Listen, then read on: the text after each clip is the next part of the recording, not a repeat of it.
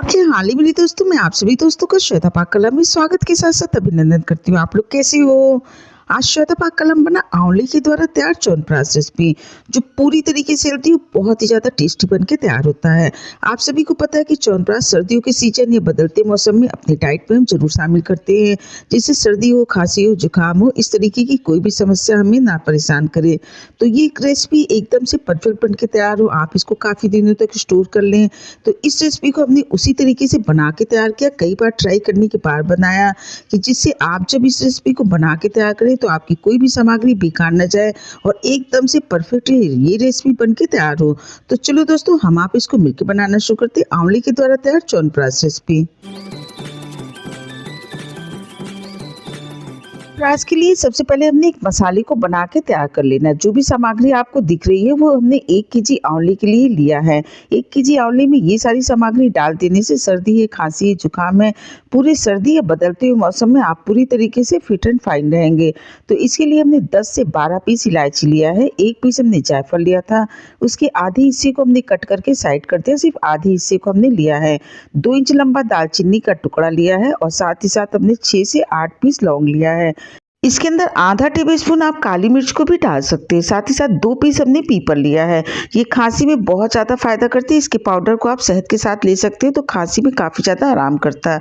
2 tablespoon चीनी ले लेंगे क्योंकि इसको हमने पीस के पाउडर की तरह बना के तैयार करना है, जबकि च्यवनप्राश की रेसिपी को हमने गुड़ के द्वारा बना के तैयार किया है। सिर्फ इसको पीसने के लिए हमने 2 टेबलस्पून चीनी का उपयोग किया है।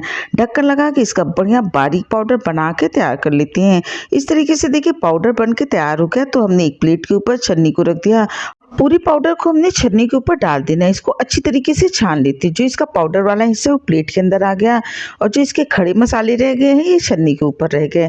तो इसको आप काढ़ा की तरह यूज़ कर सकते हैं, फिर चाय के अंदर चाय मसाले की तरह भी इसको डाल सकते हैं। इसको रख देते हैं साइड में। आज का च्यवनप्राश 1 केजी आंवले के द्वारा बना के तैयार कर रहे हैं, तो इसके लिए हमने 1 केजी आंवला लिया है। आंवले को आप कैसा लें कि ये च्यवनप्राश पूरे साल सुरक्षित रहे, तो इसके लिए हमने 1 केजी आंवला को लेना है। जो आंवला थोड़ा सा पक जाता है या हल्का सा उसका कलर पीला हो जाता है, उन्हीं आंवलों को हमने लेना है। कोई भी आंवला इसके अंदर खराब हो तो आप उसको निकाल के पहले ही साइड कर दीजिए। आंवले को करीब 2 से 3 बार हमने पानी से अच्छी तरीके से धुल के साफ कर लिया। जी आंवला के लिए लगभग 50 से 75 ग्राम के करीब हमने अदरक का टुकड़ा लिया था। इसको बाहरी छिकले को निकाल के अच्छी तरीके से अदरक को हमने धुल के साफ कर लिया। इसको भी हमने स्टीम करके तैयार कर लेना है।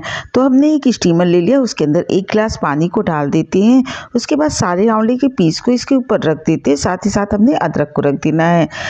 यहाँ आपको बता दें, अगर आपको आंवले का च्यवनप्राश काफ़ी दिनों के लिए स्टोर करके बना के तैयार करना है तो आप आंवले को स्टीम करके ही च्यवनप्राश बना के तैयार करिए। लेकिन अगर आप थोड़े दिन के लिए बना के तैयार करें तो आप इसको उबाल के भी तैयार कर सकते हैं। इसको हमने कवर करके गैस पे रख दिया है और इस तरीके देखिए इसको अंदर उबाल आ गया। जब उबाल आ जाता है तो इसको करीब 6 से 8 मिनट तक हमने पका के तैयार कर लेना है, जिससे आंवला अच्छी तरीके से स्टीम होकर तैयार हो जाएगा, अंदर तक पक जाता है।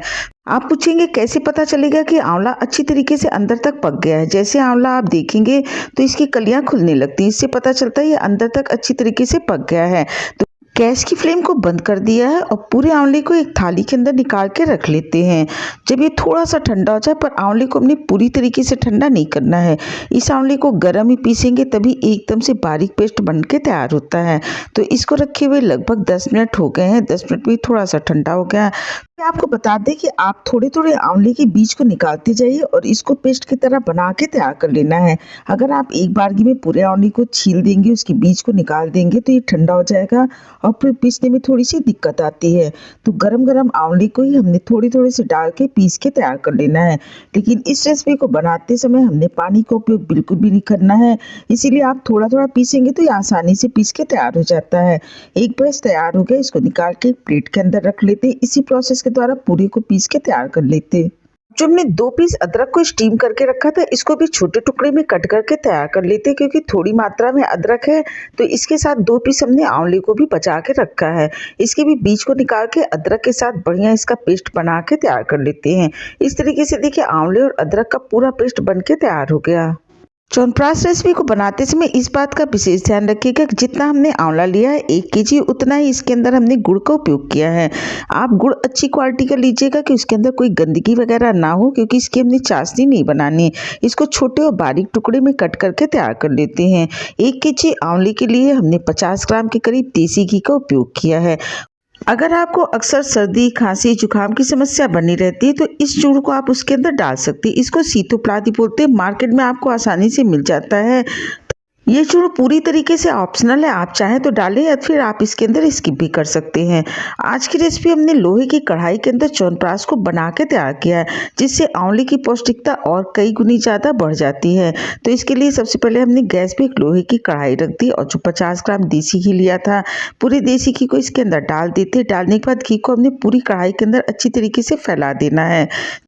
आंवला कढ़ाई में चिपकेगा भी नहीं और नीचे से जलेगा भी नहीं। इस तरीके से देखिए घी गर्म हो गया तो हमने पूरे आंवले को इसके अंदर डाल देना है। इसकी फ्लेम को हमने मीडियम कर देनी। मीडियम फ्लेम पे चलाते हुए करीब 6 से 8 मिनट तक हमने आंवले को भून के तैयार कर लेना है। अगर आपको लगता है कि आंवला फिर भी जल रहा है कढ़ाई के अंदर, तो आप गैस की फ्लेम को लो भी कर सकते हैं। च्यवनप्राश को बनाते समय पानी का उपयोग बिल्कुल नहीं करिएगा, तभी ये च्यवनप्राश काफ़ी दिनों तक सुरक्षित रहता है।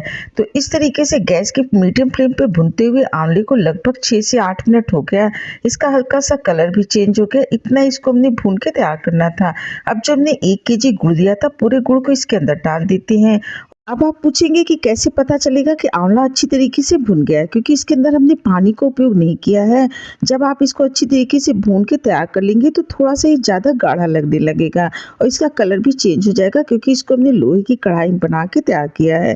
गुड़ को अच्छी तरीके से गैस की मीडियम फ्लेम पे मिला लेते हैं। गुड़ को डालने के बाद अगर आपको लगता है कि नीचे से जल रहा है तो गैस की फ्लेम को थोड़ा सा और कम कर लीजिए। उसके बाद ही इसको अच्छी तरीके से मिलाइए। गुड़ को डालने के बाद अब हमने इसको बिल्कुल नहीं छोड़ना है, क्योंकि जैसे जैसे ही पकता जाता है गुड़ इसके अंदर अच्छी तरीके से घुल जाता है। अगर उसके बाद भी आपको लगता है तो गैस की फ्लेम को एकदम से लो कर दीजिए। और इस तरीके देखिए गुड़ इसके अंदर अच्छी तरीके से घुल गया। इसको पकते हुए लगभग 10 से 12 मिनट हो गए हैं। अभी इसको 3 से 4 मिनट तक हमने और पका के तैयार कर लेना है। उसके बाद जो हमने मसाले को तैयार करके रखा था, पूरे मसाले को इसके अंदर डाल देते हैं। आप इसके अंदर डालिए, उसको अच्छी तरीके से मिला लीजिएगा, क्योंकि कहीं ये पाउडर रह ना जाए, इसलिए 1 से 2 मिनट का समय लेके मिलाइएगा। अब जो हमने सीतोप्लाद की डिब्बी ली थी, उसमें से आप चाहें तो ऑप्शनल है, थोड़ा सा इसके अंदर डाल सकते हैं। इससे सर्दी है, खांसी है, जुकाम है बिल्कुल भी नहीं होता। तो लगभग 10 से 15 ग्राम के करीब इसके अंदर हमने डाल दिया। बदलते मौसम में खांसी हो गई, सर्दी हो गया, जुकाम हो गया, तो थोड़ा सा सीतोप्लाद को लीजिए और शहद के साथ 2 से 3 बार इसको चाट लीजिए, तो बिल्कुल भी सर्दी समाप्त हो जाती है। और इसको पकते हुए लगभग 25 से 30 मिनट हो गया है। अब हमने थोड़ा सा च्यवनप्राश एक प्लेट के अंदर निकालना है। इसको 5 मिनट के लिए ठंडा कर देते हैं।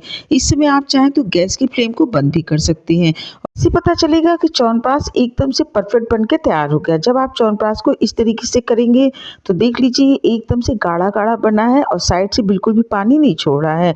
इससे पता चल जाता है च्यवनप्राश एकदम से परफेक्ट बन के तैयार हो गया।